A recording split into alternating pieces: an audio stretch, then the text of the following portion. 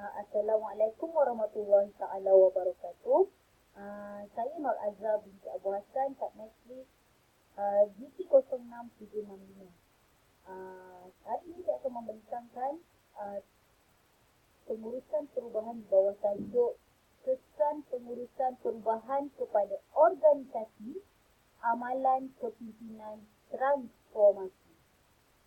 Okay. Saya akan mulakannya. Jurnal yang telah saya kaji, salah satunya adalah Change Management, Practice, Effect to Perceive Change Result, dan jurnal yang kedua adalah The Effectiveness and Specificity of Change Management in a Public Organization, Transformational Leadership and a Bureaucratic Organizational Structure.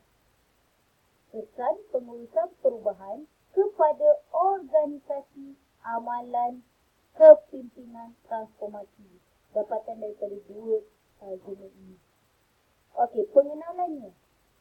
Setiap organisasi perlu mengalami perubahan. Selain itu, setiap ketua dalam sesebuah organisasi akan berusaha untuk melakukan perubahan dalam organisasi. Persoalannya di sini adalah perubahan tersebut dapat diterima oleh ahli organisasi yang lain ataupun tidak. Oleh itu, ketua organisasi perlu mengenal pasti faktor yang boleh memotivasikan individu untuk menyokong perubahan organisasi. Model Kurt Lewin. Pencairan berlaku apabila wujudnya kesedaran terhadap keadaan semasa dalam organisasi apabila berada pada tahap yang tidak memuaskan. Perubahan juga berlaku apabila sesuatu program atau perancangan dilaksanakan bagi menggerakkan organisasi atau ahli ke arah yang lebih baik. Seterusnya, pembukuan semula adalah pembentukan sikap dan struktur baru hendaklah dibekukan dan dijadikan sebahagian daripada kehidupan organisasi.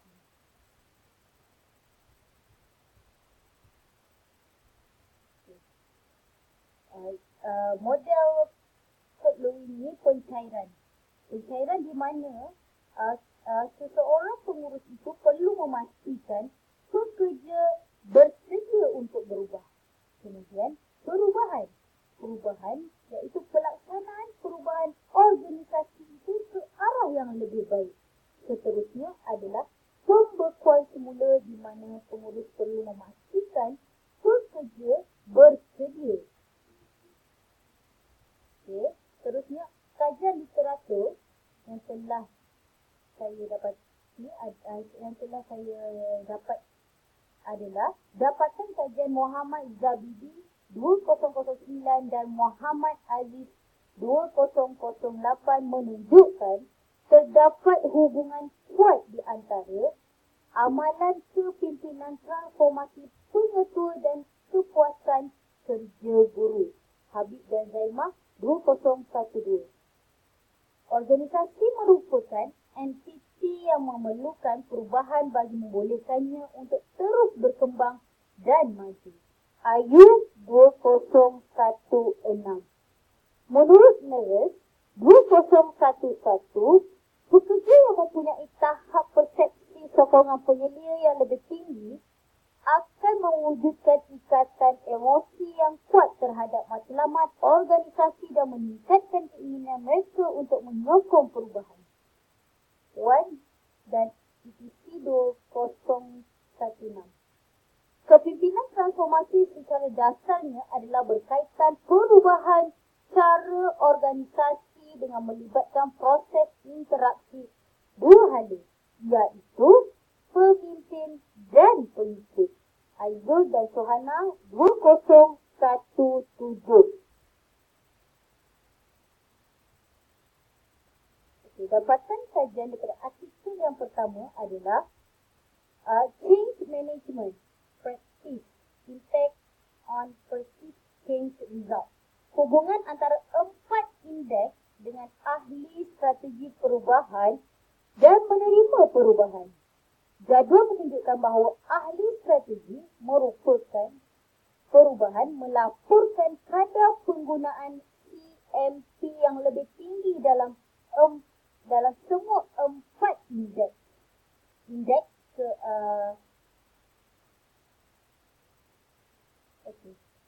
Indeks kepimpinan juga mempunyai min tertinggi antara 4 indeks tersebut. Berikut adalah ahli strategi perubahan dan penerima perubahan, diagnos dan penjajaran.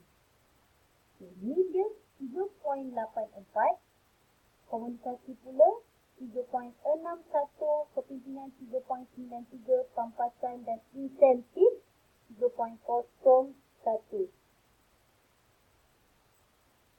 Dapatan kajian daripada artikel kedua adalah the effectiveness and specificity of change management in a public organization, transformational leadership and a bureaucratic organizational structure.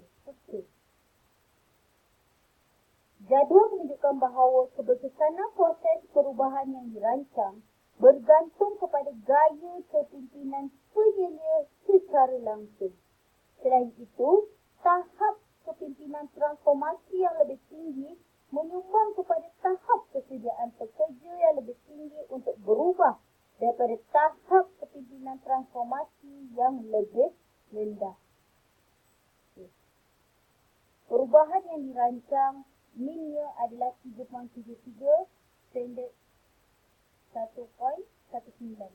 Perubahan yang muncul 3.99, 1.20, mengubah kepimpinan 3.20, 0.64 dan kesediaan untuk berubah adalah 3.57 dan 0.73. Perbincangan dapatan kajian. Kepimpinan transformasi perlu membuat perubahan. Hasil dapatan daripada kedua-dua kajian menunjukkan bahawa kepimpinan dapat memberi kesan kepada perubahan organisasi. Dapatan kajian pada artikel 1 juga menunjukkan bahawa min indeks kepimpinan adalah tertinggi bagi ahli strategi perubahan dan penerima perubahan, di mana menunjukkan bahawa kepimpinan adalah faktor utama jika melakukan perubahan.